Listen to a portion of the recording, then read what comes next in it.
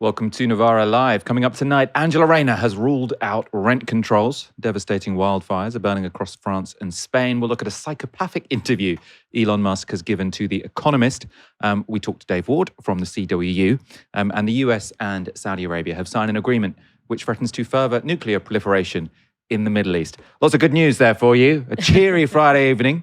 If it's not nuclear apocalypse, it's going to be AI-induced Elon Musk type apocalypse. Dystopia. We've got wildfires.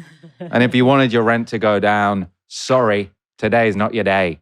Dalia, Gebrial, can you bring some cheer this evening to me? Well, I mean, I think it's very delightful that we're having our first show together in like years. Mm-hmm. It's like very 2021 core. Was that more hopeful than it is now? I think it's more hopeful now. I think Zoran's given us a little boost. Yeah, there's a Labour Andy Burnham's there. Yeah. The weather's fantastic. Yeah. If you're not suffering under the smog of a wildfire, I think it's a brilliant summer. If you'd like to support our work, you can sign up at novaramedia.com/support. Also, of course, you can listen to the podcast on Spotify and Apple. Although I have to say, I think that's been dysfunctioning a little bit this week. But that's not our fault. We'll work that out. And don't forget to let us know what you think in the comments below. Andy Burnham's first week in office has come with some real crowd pleasers. The new PM has already pledged to cap bus fares at £2, to gut VAT on energy bills, and to reduce business rates for bars and pubs. These are, we're told, all policies aim to give us more room to breathe in a cost of living crisis. But in this first week, we're also learning what Burnham isn't willing to do. We won't be looking at rent controls, if that's what you're getting at the moment. That is not something that we're looking to do, because we've seen what's happened in areas like Scotland. It hasn't necessarily brought rents down. We see it as actually it's an aspiration that people say, well, there's the, that's the ceiling, as opposed to that's a floor, rather than doing the work to bring rents down. I think the work we've done to make sure that landlords are giving people fair rents, people can challenge rent hikes at tribunal now, making sure that people are not being in bidding wars to get rents now is actually having an impact on the market, which is more favourable to renters. And I think that's a better way of stabilising the rental market. So that was Angela Rayner saying the government would not consider rent caps. She cited the example of Scotland as a reason why England should not go forward with that policy. Now, in Scotland in 2022, there was a freeze on rents within tenancies alongside an eviction moratorium. The policy worked well for people already in tenancy, so if you already had a flat. However, it meant that landlords hiked their prices between tenancies. So if you wanted a new tenancy, it actually got more expensive. That was because landlords were trying to protect themselves against any future freeze. So if they think they're not going to be able to raise your rents in the future, they're going to try and start high. As for the policies Rayner was referring to there in England, the Renters' Rights Act does give tenants a chance to challenge rent hikes, which are significantly above market rates. So if you think the market rate's too high, that's not going to help you. Rayner suggested this is already having an effect in stabilising rents. Rental inflation has indeed come down from a high of over 8% in 2024 down to 3.4% in January this year. It's still 4.9% in Wales, or it was at the start of this year at least. Obviously, prices appearing to stabilise doesn't mean they aren't high. The average monthly rent for a property in the UK is now £1,400. In London, of course, this goes up to a much higher figure, £2,300. So if they could work, there would be a need for rent caps, for rent stabilisation. The demand is obviously there. Obviously, whether or not that will be effective is debated. We'll get on to that in a moment. First of all, though, there is a particular political problem for Andy Burnham in ruling out rent controls. 3 years ago, Andy Burnham signed an open letter. You'll be aware of this. I'll just let everyone know. And that called for a freeze on private sector rents until the cost of living crisis is over. The cost of living crisis isn't over, I think it's fair to say. Does he still back that? Do you still back that? Well, like I say, what we've done already is starting to have on private sector. I've just said that I don't think that rent freezes, rent controls is a way forward at the moment. So this is an example, isn't it, of how things have to change in terms of policy. So what Andy Burnham might have called for 3 years ago when But Naga, what I'm sure, 3 years ago, Andy called for that because there was a significant crisis in the rental market. We implemented, between then, the Renters' Rights Act, which has given renters more power and control. They can challenge. You can't hike rents up in the way that was happening at that time. People can challenge the bidding wars that they're putting in place, and we're already seeing an effect on the market. What Andy's also said, and he said alongside that, which is absolutely right, is the demand is significant, and council housing is what we desperately need in this country, and that's what we're focused on, is having more homes because people are waiting for homes, and that's having an impact on the private rental market as well because the demand is outstretching. Now, I find parts of that answer a little bit confusing. So she's saying rent hikes have calmed. That is true. It's still the biggest monthly outlay for anyone who doesn't own a home, though, so very significant when it comes to the cost of living crisis. The council house point, I see where she's coming from. If the state comes forward and significantly increases housing supply, that would make a big difference to rents without rent controls. However, in the meantime, many of us are stuck paying sky-high rents, and also you'd have to build a hell of a lot of council houses for this to sort of significantly have an effect on the private rented sector in sort of even the medium term. This is really a long-term solution. My guest thinks Labour have dismissed rent controls too easily. Beth Stratford is an academic and housing activist and author of a recent report from UCL on rent controls. I think Angela Rayner is wrong to rule out rent controls because there's really no other policy that can provide rapid, meaningful relief. Not only for rents, but for the entire cost of living crisis, because housing costs make up such a huge part of household bills and outgoings. It's just really hard to think of any other policy that could have such a big impact. So I calculated that if we'd just frozen rents 3.5 years ago, the average household would be saving £2,400 a month by now. So that's £200 a month extra disposable income. For the poorest renters in the poorest fifth of households, that's a 22% boost to their disposable income as a result of just freezing rents for 3.5 years. And at the same time, that would be saving the government money. It'd be saving £2 billion a year for government. So I would love to hear it if anyone can think of another policy that could have that kind of impact in that kind of time frame whilst saving the government billions of pounds. Just to clarify, when you say it's going to save the government or would have saved the government money, you mean because of housing benefit? So currently, sort of when private rents go up, it does cost the government because some people who are privately renting are claiming housing benefit. Exactly. So we're now in the perverse situation where the government is giving £13 billion a year to private landlords because the housing benefit bill has gone up so much because private rents have gone up so much. So actually, we're spending more than anywhere else in the OECD as a proportion of GDP on housing benefit. So that's why it's pretty hard to see it being politically feasible to tackle the affordability crisis through just raising housing benefit. And you have to also remember that there are a lot of working households who are struggling to meet their rent, who wouldn't be eligible for housing benefit, even if housing benefit were to go up. Just to go back to what you first said, you sort of said, well, if we'd just frozen rent 3 years ago, then it would save this much money. There'd be lots of people who say, well, just freezing rent isn't sort of as simple as you make it sound. There will be lots of unintended consequences, perhaps. People selling up. It might be harder to rent a property because landlords find the whole market less attractive. And people can point to lots of places where this has backfired. So how would you reassure Angela Rayner, let's say, that wouldn't be the outcome here? Yeah, really reasonable concerns to have.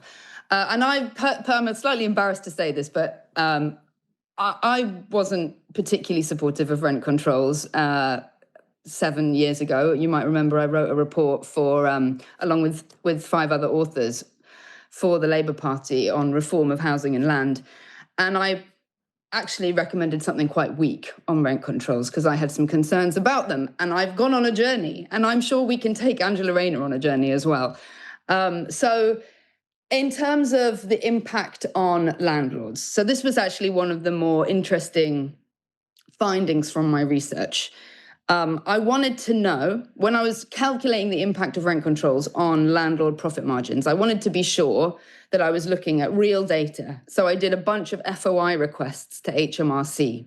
So I based my analysis on actual tax returns that landlords have filled in on their costs and rental income. And I calculated that even in that scenario that I just described, where rents are 20% lower than they are today, the average mortgage landlord would have a profit margin 4.5 times bigger than the average UK business. That's the mortgage to landlords. They are in the minority. The majority have no mortgage. And so their profit margins would be even larger. And also that figure doesn't even take into account capital gains, as in the wealth that landlords accumulate through rising house prices. So what you can see from that is that the majority of landlords are doing absolutely fine. Of course, we shouldn't be blasé about the landlords right at the margin who have cash flow issues.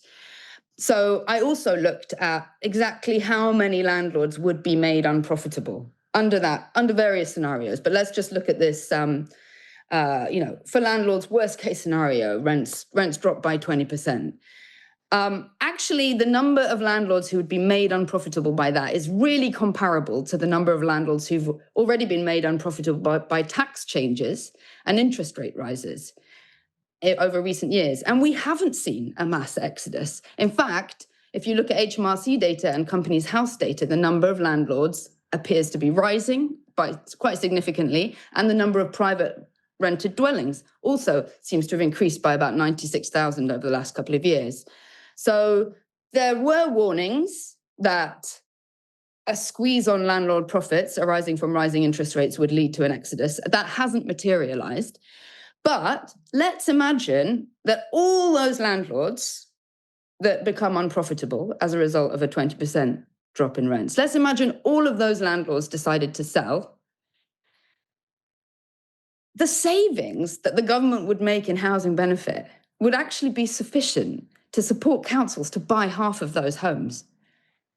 So, when landlords sell, clearly the houses don't go up in smoke. They just change ownership. Somebody else buys them. And pretty much every government for the last several decades has said they want to support more first-time buyers. So a bunch of those houses that landlords sell could be sold to first-time buyers.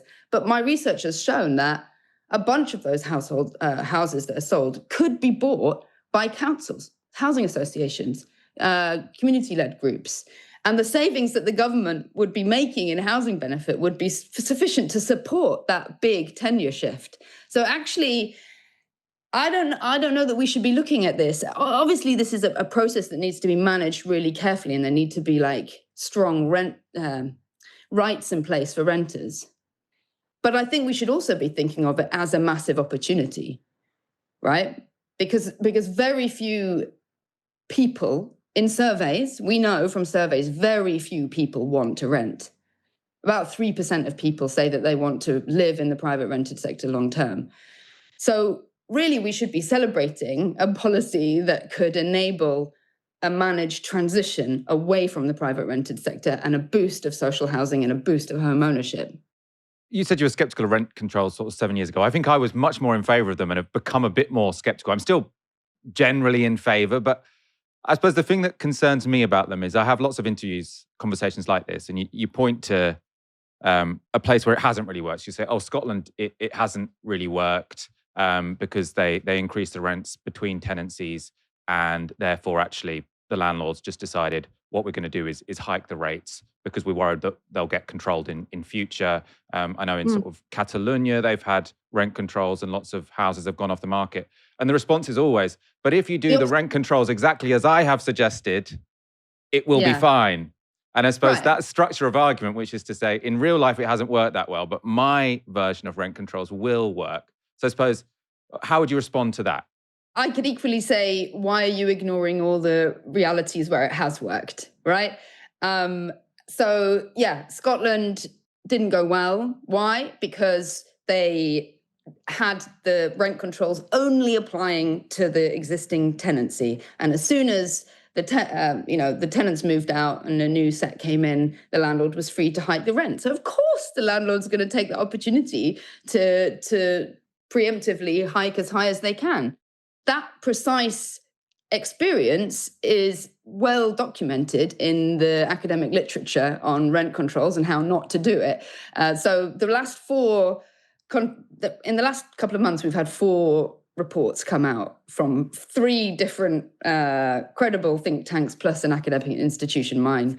And all of us have agreed that you need to have the rent controls applying between tenancies, applying to the property rather than to the tenants. So that's a sort of baseline. I think a rent freeze is quite a crude policy personally, and I think we can bring that in as an emergency measure, but we can design something much, much more sophisticated than that, which takes, ceilings which actually take into account the quality and the size and the amenities and the location of the property, so that you're really targeting rent controls at the landlords who are overcharging for poor quality accommodation. And the research that I've done, it's not actually published yet, shows that if you design rent controls in that way, you end up with the biggest savings going to the poorest households, because it's often the poorest households with the least bargaining power who end up being most shafted by the system. You passionately think Angela Rayner has made the wrong decision here, very clearly, and you very persuasively put forward sort of your side of the argument. The fact that she's now confirmed this, though, she hasn't said we're looking into this, but we're skeptical. She said, basically, we're ruling out rent controls.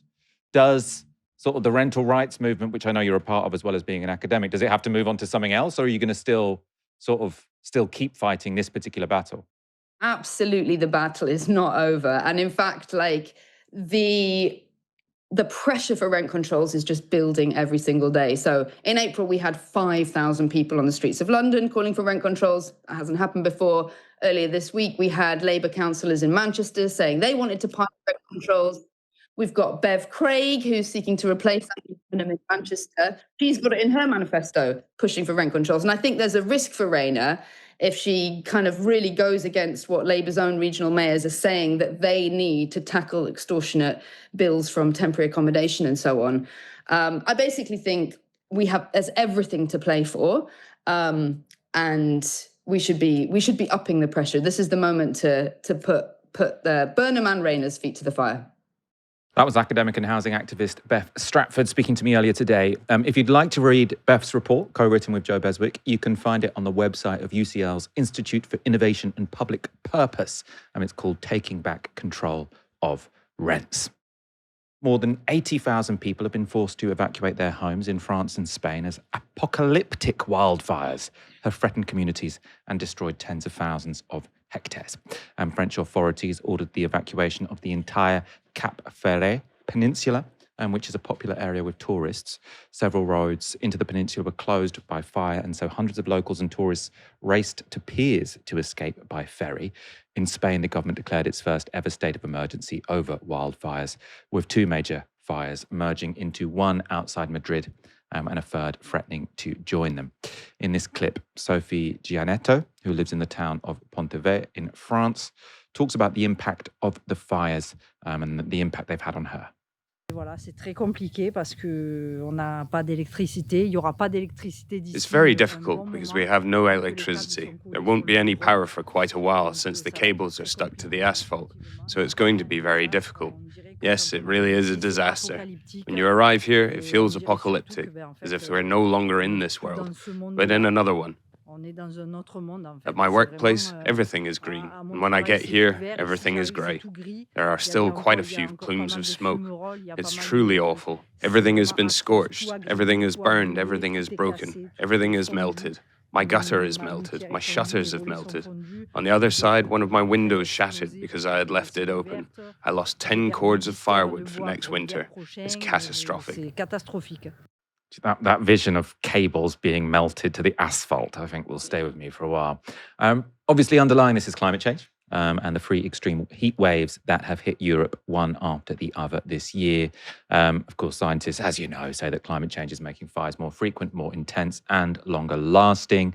Firefighters in France today said the country was like a tinderbox, and this graphic from Reuters and the European Forest Fire Information System backs that up, illustrating how bad the situation in France is in this year compared to previous ones. The orange line is the average amount of land burned throughout the year from 2006 to 2025. The red line shows the amount of land burned already in 2026, and we're only in July.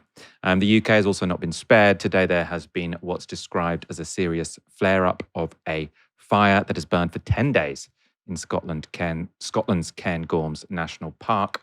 Smoke can be seen from 59 miles away in Aberdeen, and the Scottish Fire and Rescue Service has told people across a large area to keep their doors and windows closed.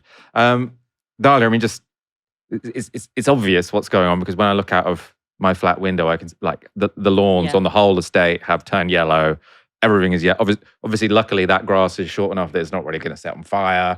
But everything is a tinderbox all across Europe. Yeah. And then obviously when you see the footage of these wildfires, it's not particularly surprising. Yeah, and I mean, all the science is kind of pointing to the fact that this is going to become like a new normal. And, because of the way that the news cycle works, when these wildfires happen, we understandably spend a lot of time thinking about the immediate impact, the immediate loss of life. Dozens have died in the wildfires in Europe, loss of property, people losing their homes, people being displaced, like thousands of people, and just like the immediate aftermath. But the thing with wildfires, like most climate impacts, is that they actually have these long-term impacts that completely outsize, both in terms of time and in terms of like the territory. They have these very broad-ranging impacts. And, in the case of wildfires, it's things like, smoke inhalation, right? So, when you have chronic exposure to, particulates from wildfires, it increases your rates of stroke, of heart disease. It severely impacts people with asthma. And again, it stretches way beyond the territory of the wildfire. We saw in, wildfires happening in Canada, and it's, people are feeling the impacts of it in New York in terms of... As Donald Trump is very upset about. Well, exactly. The sky was almost as orange as his face. Very scary. And so, you have that. You have the impact on food systems. Like, it's really hard to grow food on burnt soil. And you have, water contamination. And obviously, one of the bigger things is that it compounds the impacts of climate breakdown, because trees are meant to be carbon sinks, right? They're one of the most important tools that we have to absorb carbon from the air. And not only are we destroying those carbon sinks, but we're turning those carbon sinks into carbon emitters, because wildfires emit carbon emissions. And so obviously, there's a kind of long tail, long impact, especially as they become more chronic and more back to back. And it's going to be felt on class lines like everything else. We have this increasing marketization of certain places as these climate safe havens, where basically wealthy people are buying second homes in parts of the world that are meant to be protected from these impacts, protected from the territory of impacts of wildfires and floods and things like that. And obviously it's a very limited land space, and people like you and I are not going to be the ones who are going to be able to buy So what kind homes. of places are these? It's things like there's certain parts in the US. Like rural America? Yeah, and places that are near water sources, also parts of Scandinavia. So it's actually quite limited part. Like, this is not me wondering where I'm going to buy a second home, by the way. I mean, we won't be able to afford it, because the price is going to be so much higher. People are probably going to be displaced, the people who already live there. So we're going to see working class people and even like middle class people being left to kind of deal with the long-term fallout of these climate impacts that are not just about the immediate disaster. Because when you hear like, oh, wildfires are increasing, okay, you can understand that. But what you don't hear in that is like, oh, increased risk of asthma attacks, increased risk of stroke, increased risk of heart attacks, like increases on food prices, food shortages. There's all these other long-term impacts that are harnessed in this one manifestation of climate breakdown that are going to be unevenly burdened across the population. Yes, I was listening to a podcast from The Economist with Oliver Morton speaking. He's like their environment editor. He was saying one of the reasons they think, obviously the main cause of climate change is obviously the carbon emissions, but saying one of the reasons it's happening faster than people thought is in part because there are fewer particulates in the air because actually we've cleaned up our air massively over the past few decades. And that means that less sunlight is being reflected back out of the atmosphere. And that's one of the things that has sped it up. I presume I presume the bright side of the wildfires isn't that there'll be some more particulates up there, but...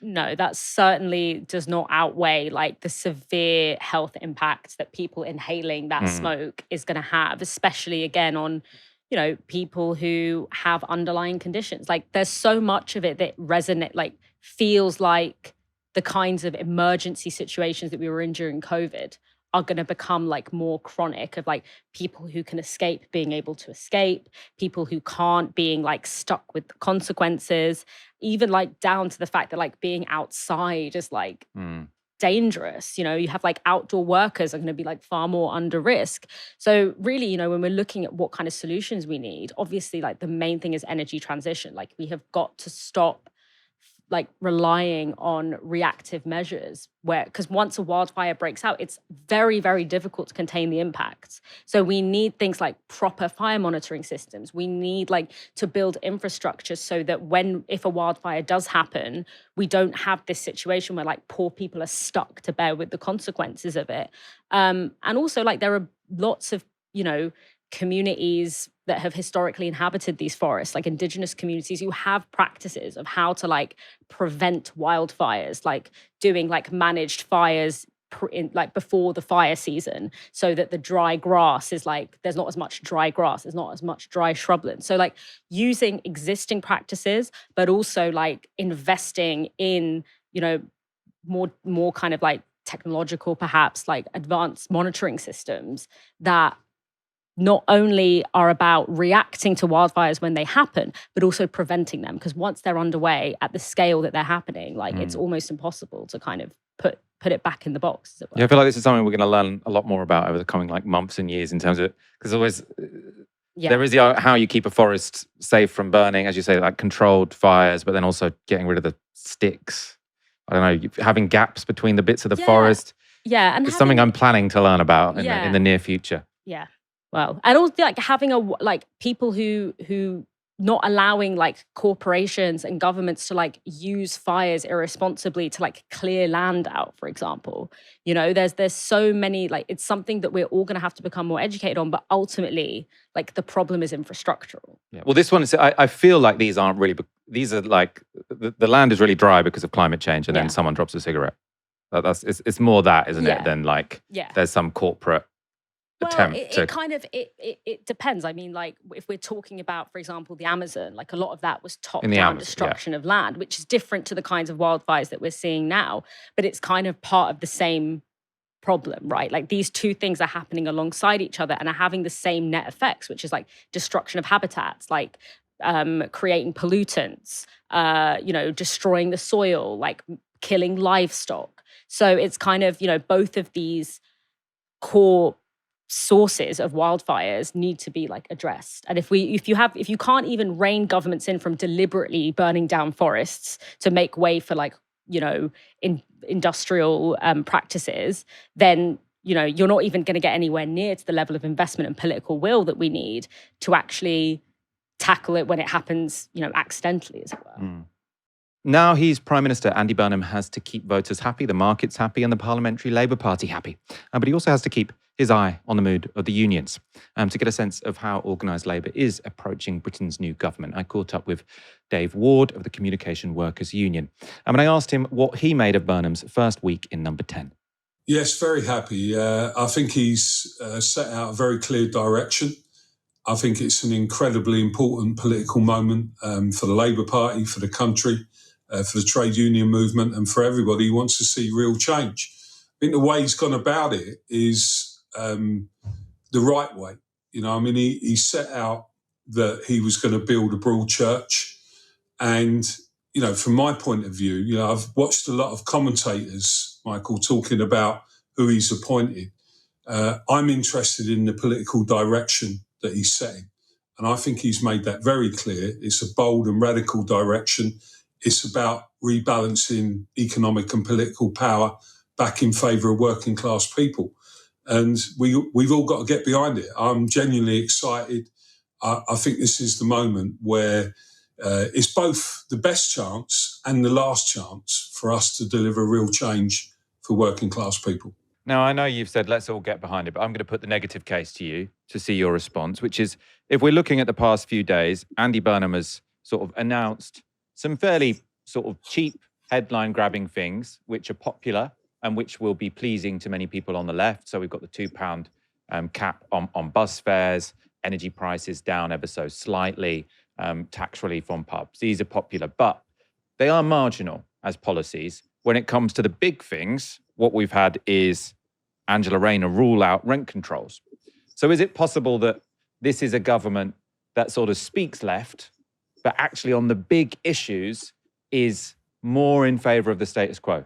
Well, look, that is possible. You can't rule that out. But we need to be clear that the status quo isn't acceptable. And I think what it's going to come down to is whether Labour has got the courage under Andy Burnham to take on vested interests. And I do believe we need to give him time. I mean, I've been amazed by, some of the commentators that you sometimes tune into. And, they're saying, like, within a couple of days, well, instead of saying it's a good first step, but it's not enough, which I'm fine with, and we got to build on it, which I'm sure Andy knows. I mean, he isn't going to come in and set out all of his policies immediately on the bigger stuff. He needs time. But they're already saying, but it's wrong in this way, it's wrong in that way. And I think that's more about the way the media, particularly the mainstream media, operates these days. And, I think it's like a psychodrama. I listen to mainstream media mostly to get my kind of news before I come into work. And it's getting depressing, more and more so. You just hear people taking people apart, not seeing any kind of opportunity that comes from this change. Look, from where I'm sitting, I know Andy. I've been speaking to him for a number of years about this agenda. I know he means it, and I think he's going to go for it. And that's why I come back to the point. I think what's really interesting is what do we do as a trade union movement? What does the left do in response to this? I wouldn't get too worried at the moment about who he appoints in his cabinet. I think it's about saying, here is my agenda. Give him a chance. He's going to set out a bigger plan. There isn't a lot of time. I accept that point. But you certainly don't judge him on the first 2 or 3 days. And I have to say, even in that, I think there was some quite good political positioning there, something that we haven't seen before. He's come out and he's making it very clear that, I'm going to do things differently. And if you compare that to where, Keir Starmer was and where Labour was until Andy came in, I think there's enough of a change there that working people will say, well, that is interesting. We'll give you a chance. We know it's not enough. We know it's only the start, but it's 3 or 4 days in. Give the fella a chance. And how are you thinking about leverage in the longer term, so over the next sort of 2 or 3 years? Because in a way, you're in a difficult position because, Andy Burnham is now leader of the Labour Party. The best chance of beating reform is clearly having Andy Burnham standing at the next general election, having been a relatively successful Labour Prime Minister, right? There was lots of plotting when Keir Starmer was leader, I think because people had in the back of their minds that replacing him was possible. I don't think people really do have in the back of their minds at this point that, maybe just another Labour leader. If Andy Burnham doesn't work, we'll just replace him and have another Labour leader and see how that goes. No one seems to think that's a possibility. And in a way, doesn't that remove leverage from you? Because you can't possibly do anything that makes this project fail, which means that in a way, Andy Burnham can do whatever he wants. And I suppose, how are you dealing with that potential dilemma?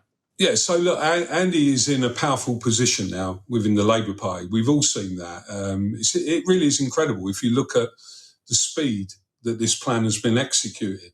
And it's right that he, decided to get rid of a number of the people who were in the cabinet for the reasons I totally understand his reasoning behind that, which is, he wants a cabinet that's going to support a bold agenda. And I think he would have told that cabinet that, you're coming in, but this is the agenda. Don't cross me on this agenda. What can we do? Well, I think we've got to come to the table with ideas that build on things like, public democratic control of critical utilities, more public ownership. What does that mean? And I could give you some examples in, say, Royal Mail. If we go knocking on the door, our policy is to renationalise Royal Mail. We've had policies in the past that Jeremy supported to renationalise BT. They're both groups of members that work for, that we represent and we've got recognition deals for. We've got others, obviously. But if I go knocking on the door, if the union knocks on the door and says, look, Andy, unless you renationalise Royal Mail and BT, you're a failure and we're not going to support you. That, to me, is not the answer to these problems. I would like to think about how can we build those universal services for the benefit of society, and what is it that we need to do to exercise more public and democratic control. Now, within that, we'll be taking steps, in my view, towards renationalisation. But it has to be about unions, I think, have to think about this not just on sector-specific issues. We're very good at saying that we want a seat at the table. He's going to give us a seat at the table. Of that, I have no doubt, and that's already taking place. What I mean by that is, yes, we had meetings with Kia on a sort of 3 or 4 times a year. Chulo, the unions that affiliate to Labour, would come together. But I think they became very functional meetings. The decisions were already taken. What we need is a Prime Minister who's going to talk to unions before the big decisions are taken, so that we can input our ideas. But it's got to be about new ideas that solve some of the problems. Now, I know lots of our audience are going to be thinking, Dave, you're kidding yourself. Andy Burnham might have charmed you. He might have said some nice things. He's a man who wants to be liked, whoever he's in a room with. There is only one politician in this country right now who is serious about reversing the attacks on Labour since Maggie Thatcher, who wants to introduce rent controls. And that's Zach Polanski. And if you really want to pull the Labour Party to the left, what you've got to do is threaten to say, unless you do what we want, there is an alternative, and we could disaffiliate and we could affiliate to the Greens. So Andy Burnham, don't take us for granted. Is that something you consider? No. Look, we're affiliated to Labour. We had a conference recently where we had a really good debate, a wide-ranging debate about whether we should disaffiliate from Labour. And I think barring a couple of branches, and it was a passionate debate, and there were people there from quite left positions. There were people there who basically support other political parties, including the Green Party, Socialist Workers' Party, Socialist Party. But the conference came down behind the position that the leadership set out, which is that we're in politics to advance the interest of our members. We're not in politics to advance the interest of particular political parties. And our view, 100%, is that it would be mad not to get in now in the next 2 or 3 years and try and influence a direction. What I think's missing, Michael, from some of that analysis that people will say is can they connect to working class people? And I think this is a moment where those on the left, we need to reflect, all of us, on what's happened in recent years for a long time. And we need to bring class politics back into this.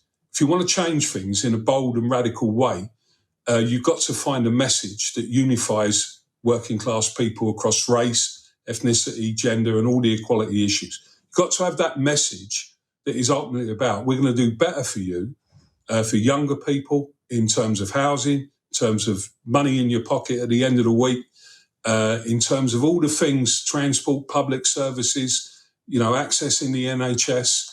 This is the agenda that you have to lead on. And that's why I don't personally think that the Greens will succeed. And I think Labour is still, that's what it was built for, to stand up for working class people. And it's not that Andy's charmed me, as charming a person as he is.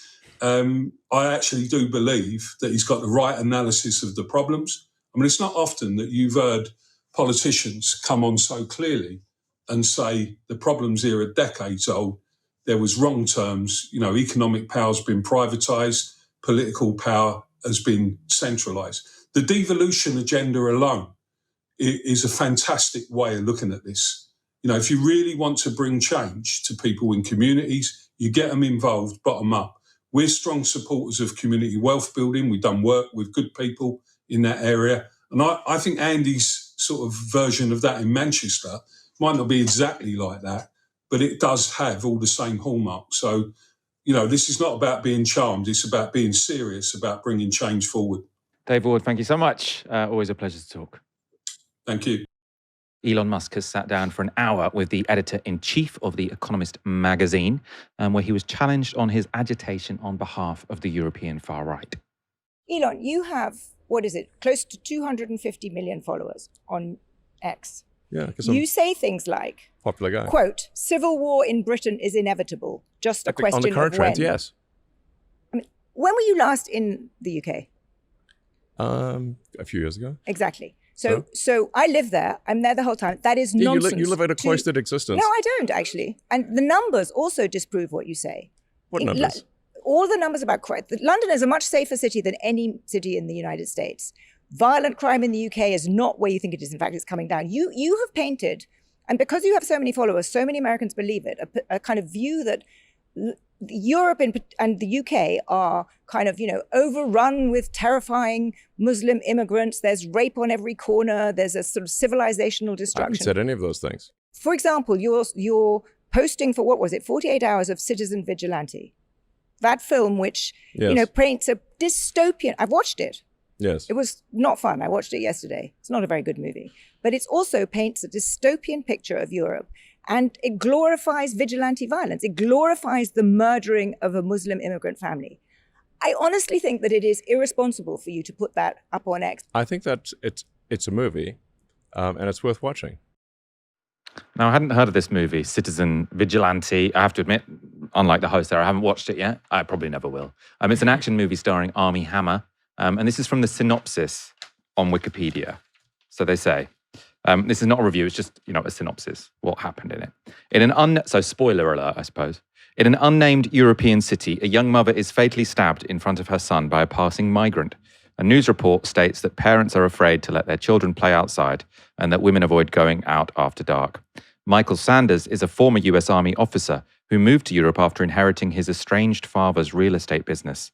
He secretly operates as the vigilante citizen, a ruthless vigilante who targets those who have escaped justice.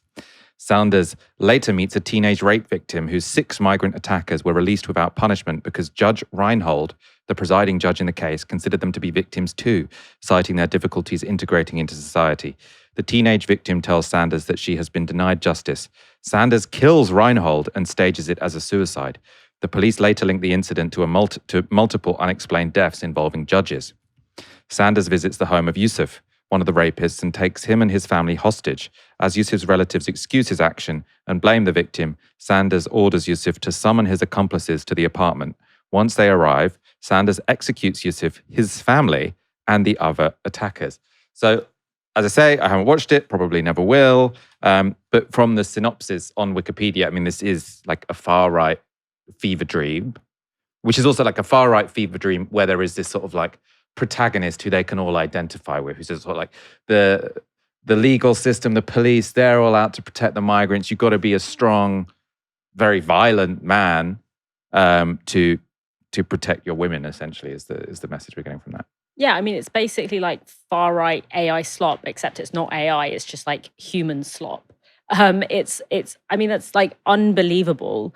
But I think also, that interaction with the interviewer.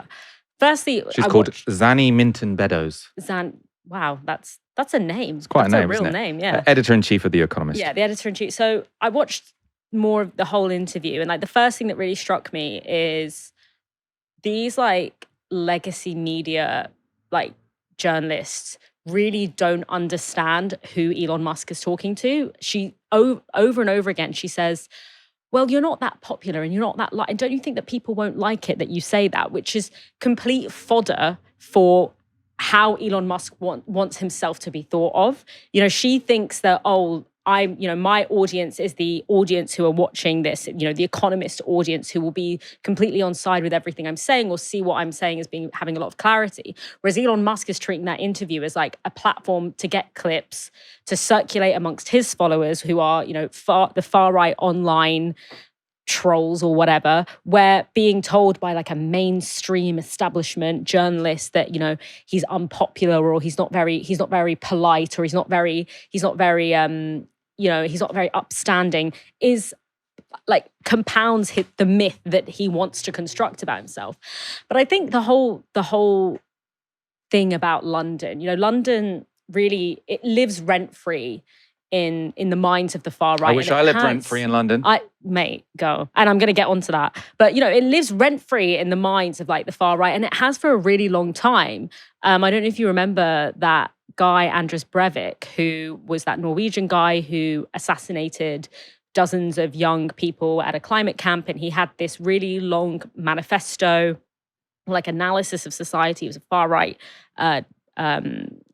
guy, and in it, like, he goes on and on and on about Tower Hamlets and how like Tower Hamlets is where the whole of Europe is going, and it was emblematic of what's going to happen to Europe if it keeps letting in all these Muslim immigrants. You have, you know, the idea of the no-go zone in London being this fixture of Fox News, and you know, it kind of trickles down even beyond people I would consider far right. I was in York a few months ago and I got chatting to this woman in this cafe, and she was really sweet. Like, I have no reason to believe, in fact, I'm sure that she's not far right at all. We talked about a lot of different things, and she seemed to have like a fairly progressive politics. But when, you know, she asked me like where I'm from, and I said, oh, I'm from London. And it was amazing. She just kind of was like, oh my God, like how what's it like? Like, it was like I told her that I was fighting in Vietnam. Like, she was like, what's it like? You know, I keep seeing online all these things. Come to find out, this woman lived in Tottenham in the 80s. And look, like, Tottenham has changed for a lot of reasons. And a lot of them aren't good. You know, people are being displaced, being gentrified. You know, a lot of the core reasons why Tottenham was a tough place to live in the 80s haven't been solved. They've just been kind of pushed out. But the idea that someone who lived in Tottenham in the 80s, when it was objectively a tough place to be, thinks that London now is this like cesspit of horror and theft and violence is so, it shows you that even beyond just the far right, this trickle-down effect of this idea that places that have high immigration have become inhospitable specifically to like white people is so widespread, when the reality is that, yes, in many ways, London is a very, very difficult city to live in, but it's not because Whitechapel has a sign in Bengali. It's because rents are out of control. It's because austerity has destroyed our third spaces, has destroyed our youth centres, because our housing market is basically a casino rather than something that actually shelters people. That's like inequality and poverty is why London is becoming a very difficult place to live in. If anything, migration and diversity is the thing that keeps it going. It's the thing that makes it feel like something that anything other than just this husk for the super wealthy, like this playground for the super wealthy. So London has always had that because it's always been a really diverse city. But with the kind of explosion of this algorithm-driven interface that like shapes how people imagine places, it has become this, you know, people who have never stepped foot in London think of it as, you know, the final destination if immigrants continue to be allowed into Europe. And I think it's quite a nice destination. We just need some better, just need some more wealth redistribution. And then it will be wonderful. A lot of it, I come back to a lot, but a lot of it does come back to the smartphone, which is when I look at the videos I see of London, it is of like people smashing windows and like a gang sort of robbing a shop and no one stopping them. And they are shocking and they are bad. And, you know, that shouldn't happen. But it used to happen more and just there was no one there to film it. And also, so normally two people, the person in the shop would have seen it and maybe 3 passers-by. Yeah. Now it gets uploaded online and 1 million people see it and like, it's like, oh my God, that's what London's like. And it's all they see. And in a sense, kind of conflict and things like that is part of urban life, like it always has been. And even if we were to take this idea that like violence has increased in London, which it hasn't, if we are to accept that, it's because of inequality. It's because of poverty. But it hasn't happened. But it hasn't. And like the reason that London is tough, you know, as someone who's lived in London all my life, and I'm sure you'll agree, in many ways, London has become safer and better. The ways in which it has become tougher is not because of immigration. I just want to pick you up on something, because you said impossibility. if it had got more violent, it would have been because of inequality. Yeah. But inequality has increased and violence has got less. So are you not?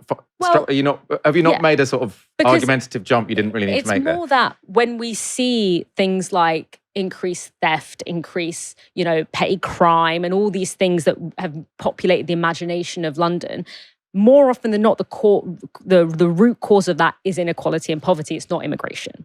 That's the point I was trying to make. So there have been other consequences to the rise in inequality. They happen to not be increase in violence, which is a great thing, but I also didn't want to act like London is this kind of safe haven that is so welcoming and wonderful, because there's a lot of difficulty and a lot of other kinds of violence that exist in the city. It's just not the kind that people like Elon Musk want us to believe. It's economic violence.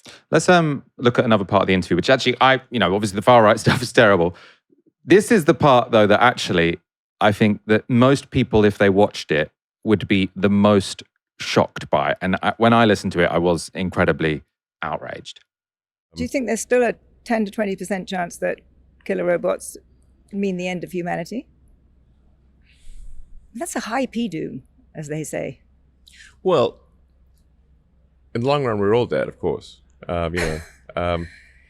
mean, according to the standard model of physics, the end of the universe is a long, boring, sort of thin, gray soup of gradual cooling. It's sort of the heat death of the universe is called. So now, if the heat death of the universe is in fact the outcome for our reality, then it really is all about the journey. For the longest time, I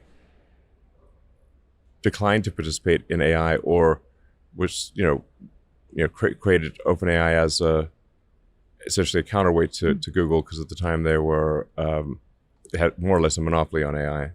In creating OpenAI and then having Anthropic spin out of that, and now currently Anthropic's the leader in AI. These actions have actually resulted in knock-on effects that accelerated AI, which wasn't really my intention. So it just seems like all roads lead to acceleration of AI. So then I'm like, okay, well, you can just sort of be sad about it or join the club, I suppose. So the argument is, in his own words, obviously there's debate about whether or not the idea of AI bringing about some sort of apocalypse is genuine or not. As you know, I think it's real, or at least I think that there are enough very smart people without vested interest saying it's real that I think we should take it very seriously. But he, by his own account, thinks there is a 10 to 20% chance that this technology is going to kill everyone. And then he says, well, the universe is going to end at some point anyway. So, if it ends, it ends.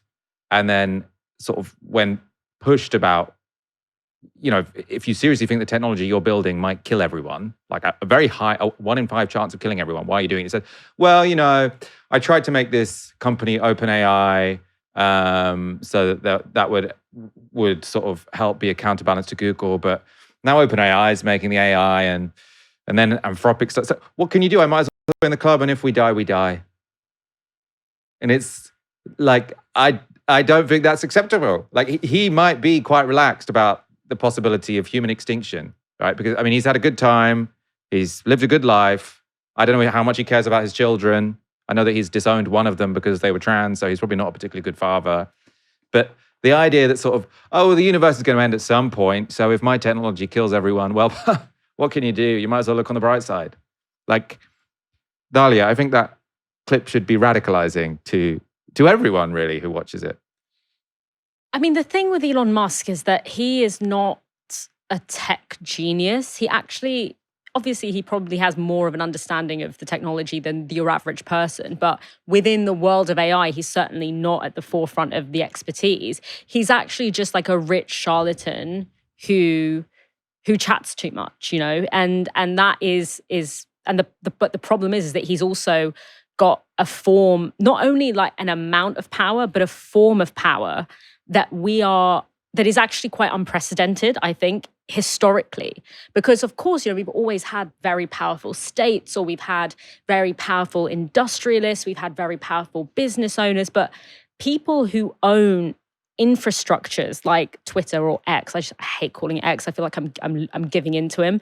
If you think about like an infrastructure like Twitter, like a comms infrastructure, there has never been a communications infrastructure that reaches the territories, like the scale and territory that X reaches historically. And it's owned by one man. And one man seems to be able to use it, to so easily use it in ways that can shape people's opinions globally. Like that kind of infrastructure has never existed. And it makes the monopolies of the past, like Ford or, General Motors or these other kind of big industries that have been very, very powerful. It makes them look like local businesses. When you think about the kinds of infrastructures that Elon Musk is building and owns, SpaceX, it's not just it's not just about shooting rockets into a space. It's like this vertically integrated like manufacturing and comms infrastructure that exceeds any state,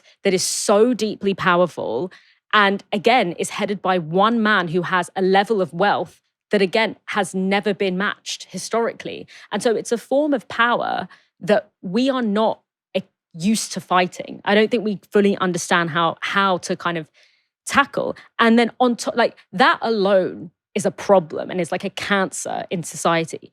And the fact that he's also a racist idiot just makes the whole thing like even more apocalyptic. But I mean, it in the rest of the interview, he talks about his vision for the possible utopia of AI. He says the dystopia is that it kills us all.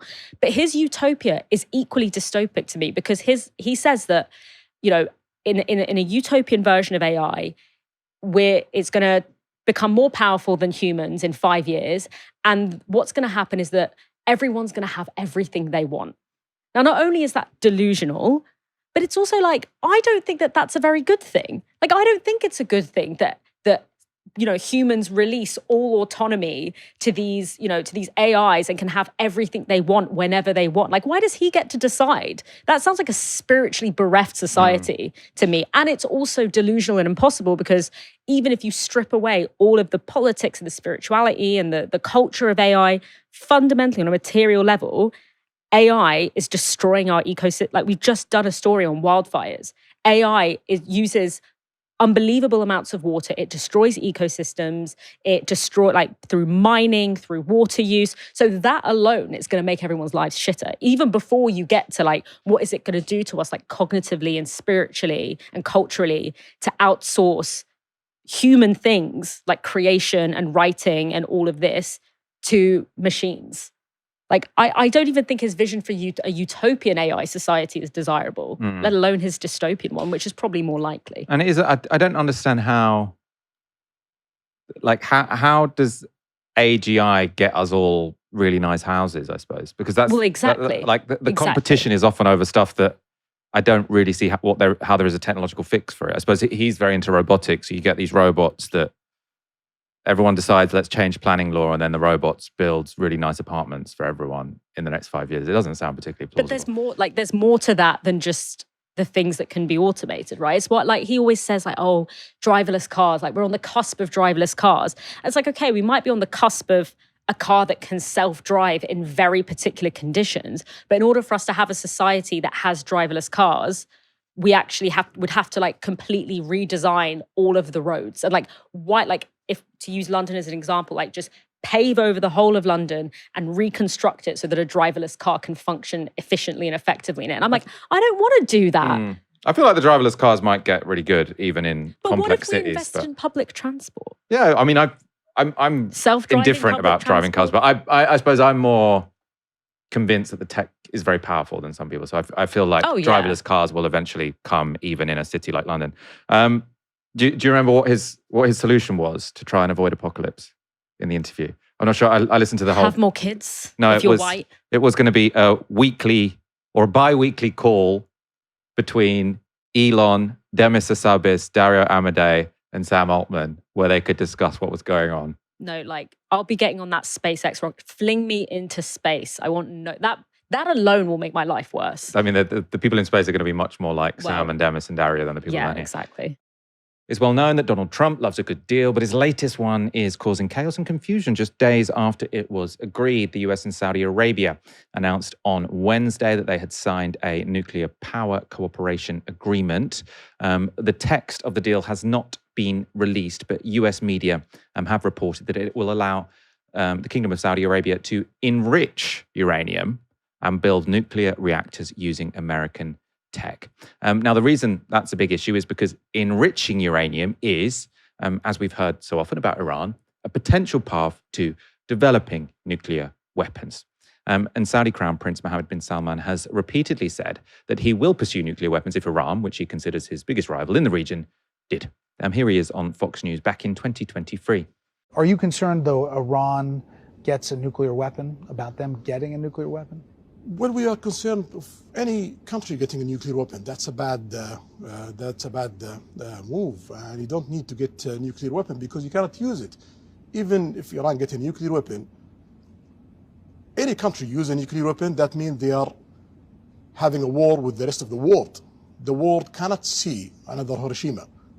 If the world see 100,000 people dead, that means you are in a war with the rest of the world. So it's a useless effort to reach a nuclear weapon because you cannot use it. If you use it, you got to have a big fight with the rest of the world. If they get one, will you?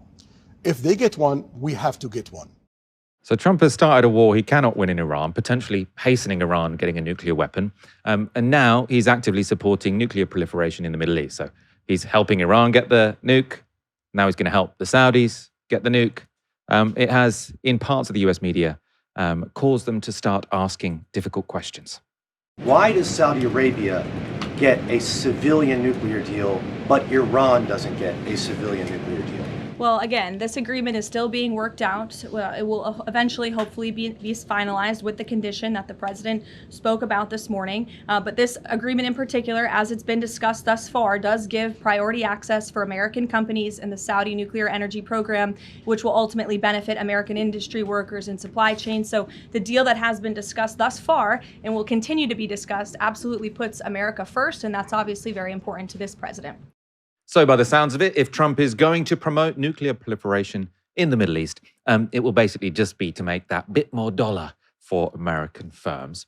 And the potential windfall could be pretty big. The deal, as it's been reported, would last for 30 years, could mean a lot of contracts for American firms to build nuclear reactors or nuclear enrichment sites in the Gulf.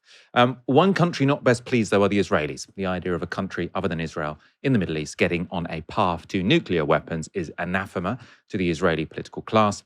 And the US-Saudi deal has already caused uproar inside Israel, with opposition politicians lining up to blame Prime Minister Benjamin Netanyahu, whose failed war on Iran has obviously led to this entire mess. The Americans, though, don't want to hang the Israelis out to dry. Of course they don't. Here's Carolyn Levitt again. He wants to see these countries sign the Abraham Accord. It was one of the most historic accomplishments of his first term, and it continues to be a long-term goal of his to expand those accords to ultimately come to a place where the Middle East can be a peaceful and stable region. And yes, this deal with Saudi Arabia, the energy deal, is contingent on this condition as far as the president is concerned. So we'll continue to talk with our Saudi counterparts to get the deal finalized and hopefully see them joining the Abraham Accords very soon. So that was Trump's press secretary saying that Saudi rights to enrich uranium will be contingent on joining the Abraham Accords. So if you recognize Israel, you can get a nuclear weapon. Apparently, though, that part of the deal was news to the Saudis, so it wasn't mentioned in the deal they signed. Has the president talked to MBS since this new condition? As you know, the president just put out this statement a few hours ago. I don't believe he's had a call with MBS in the hours since. However, this is something that he has raised in previous conversations and has also said many times in the past. I know, like being Trump's spokesperson so often is saying, as you know, the president has just put out this statement, which means, as you know, the president just angrily put this out on Truth Social. So I've got no idea if he discussed this with the Saudis. I said that a deal they'd signed. I think probably the deal is still sort of under discussion. So Trump makes an agreement with the Saudis. Israel gets annoyed And suddenly there's a new condition to this deal, which Trump adds unilaterally to the world on Truth Social to the deal. Now, normalization with Saudi Arabia has been a decades-long goal of Israel, but Riyadh has always said it will only formally recognize Israel when there is a path to Palestinian statehood. Now, obviously, there isn't one. And most analysts think a nuclear deal won't stop Mohammed bin Salman from insisting on that. Trump has also added another caveat, posting this on his Truth Social platform. The civil nuclear deal, there will be no enrichment of material being made between the United States and Saudi Arabia, which pertains only to non-military use, such as the ones that Iran and UAE already have, will be approved, but is totally subject to Saudi Arabia joining the very respected and successful Abraham Accords. The United States is not opposed to civil, non-enriched nuclear facilities. Thank you for your attention to this matter. I mean, it's very Trumpian in that the sequence of events doesn't really make any sense. So he goes to Saudi Arabia. All the reporting suggests he's come to an agreement with the Saudis whereby he is going to help the Saudis begin to enrich uranium. Now, enriching uranium is obviously very controversial because it can be a pathway to nuclear weapons, which is supposedly why the Americans started a war on the Iranians. However, then Israel are upset. So Trump says, oh, actually, they can only enrich uranium if they join the Abraham Accords. And then someone tells him, maybe this whole thing's crazy. And then he says, okay, no, they can't enrich the uranium. They can just have civilian nuclear power, which they already have anyway. Oh, and by the way, to have this now much less ambitious outcome, they have to sign up to the Abraham Accords, which they didn't want to sign. Like, if they're not going to sign the Abraham Accords to get civil nuclear infrastructure without enrichment, it doesn't make any sense to them. The one thing they don't really need is cheap energy. Well, precisely. I think, like what the chaos of Trump's comms and all of that is just sort of surface stuff. I think what we're really seeing here is a reorienting geopolitics of the Middle East. As I always say, any global superpower, in this case the US, in the modern world, has got to have a grip on the region that is the Middle East. It has got to have a handle. It has to exert some kind of colonial influence because this is geopolitically very important where it's located. It's at the interface of three major continents. It's essential for trade routes. It houses oil. It has really core resources. And so any global superpower has got to exert a significant, a kind of a colonial form of influence over this region. And for the past several decades, the main way that the US has done that is through Israel. The job of the Israeli lobby is not to convince the US that the Middle East needs to be colonized. The job of the Israeli lobby is to convince the US that Israel is the best way to do that. And I think what we're seeing over the past sort of 4 years happen is not so much that that US-Israeli pact has broken down. It's still strong. It's still here for the foreseeable future. But there's been a crack in it. And that crack is the fact that it's become somewhat of a political liability for politicians in the West to seem to be very close to Israel. Before you couldn't win an election unless you swore allegiance to Israel. And now across the right and the left, it's a relationship that actually has a lot more critical scrutiny. And also, there's been a kind of breakdown in message discipline. Like we've been seeing more and more figures in the Israeli government sort of chastising Donald Trump. He doesn't like that. We've been seeing just a little crack in what was a very, very solid arrangement. And so what I think the US are doing is they're looking at the region and they're thinking, okay, we need some contingency here. We need to have another avenue through which we can have kind of proxy influence in this region. And they're looking understandably at the Gulf. The Gulf is a kind of perfect partner. It's their dynastic monarchies. You don't have to worry about political upheaval and all of that. You just establish good relationships with one of the few royal families, and then you have, this understanding that we are collaborators in the management of this region. And so, how can it kind of build that relationship? Well, one thing it doesn't have is it doesn't have economic leverage over the Gulf because the Gulf is financially independent. So it can't use aid and the IMF and loans and all these things to bring the Gulf into this relationship of bondage. So what does it have that the Gulf wants? The ability to invite these Gulf states onto the mainstream political stage to say, we can now cultivate you, not as this marginal political player that you have historically been, where, people talk about your human rights abuses and women's rights and all of that. We can make you into a legitimate political player, a legitimate political power. And one of the key markers of that is having a nuclear weapon. Like, who has, I know that obviously they say that this is not going to be for a nuclear weapon, but as you say, it can't just be, the original agreement can't have been just for civil nuclear infrastructure. When you are a legitimate nuclear power, you are joining the ranks of like Russia and China and, Britain and the US, like these very legitimate political powers. And that's the thing that the Gulf wants. And that's the thing the Gulf has been working towards. There's this sort of 2030 strategy that it has had now for several years, where there was this idea of, we finished the first stage of state building, which was urbanization, financial independence, becoming really important gatekeepers in the flow of capital. The second phase of that is political and cultural legitimacy. And that's why Qatar hosts the World Cup. That's why, Saudi Arabia develops this football league that has all these famous footballers in them. That's why, there's a Guggenheim Museum in Abu Dhabi, why there's a Louvre in Abu Dhabi. This building of cultural and political legitimacy. And so there's this kind of symbiosis between those goals that the Gulf have and the need of the US to create a little bit of a contingency proxy plan for what to do in the region, how to maintain control of the region, now that the nature of allegiance with Israel has changed a little bit.